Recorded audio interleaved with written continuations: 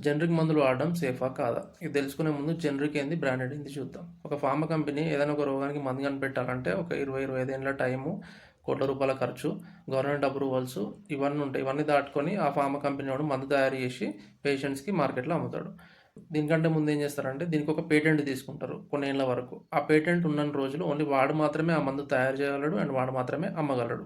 Patent time period అయిపోయిన తర్వాత ఆ సేమ్ ఫార్ములాని వాడుకొని మిగతా ఫార్మా కంపెనీలు కూడా ఆ మందు తయారు చేయవచ్చు. ఆ ఫార్మా కంపెనీలు తయారు చేసే ఆ మందుని జనరిక్ మందులు అని అంటారు. సో ఈ జనరిక్ మందులు రేట్ తక్కువ ఉంటాయి. ఎందుకంటే వాళ్ళకి ఈ రీసెర్చ్, కోట్లు ఖర్చు పెట్టుడు, అప్రూవల్ తీసుకొనుడు ఇదంతా ప్రాసెస్ ఉండదు. ఓన్లీ మందు తయారు చేయడానికి ఏం ఖర్చు ఉంటుందో అదే ఖర్చు ఉంటుంది. కాబట్టి జనరిక్ మందుల కాస్ట్ తక్కువ ఉంటుంది, బ్రాండెడ్ మందుల కాస్ట్ ఎక్కువ ఉంటుంది. రెండిటి ఫార్ములా సేమ్, రెండిటి ఎఫెక్ట్ సేమ్. కాకపోతే జనరిక్ మందులు తయారు చేసే ఫార్మా కంపెనీ వాడు కూడా బ్రాండెడ్ వాడు ఏదైతే స్టాండర్డ్స్ ఫాలో అవుతుండో వాడు కూడా అదే స్టాండర్డ్స్ ఫాలో అయితే అప్పుడు ఆ రెండింటిది ఎఫెక్ట్ సేమ్ ఉంటుంది. అప్పుడు జనరిక్ మందులు వాడడం సేఫ్.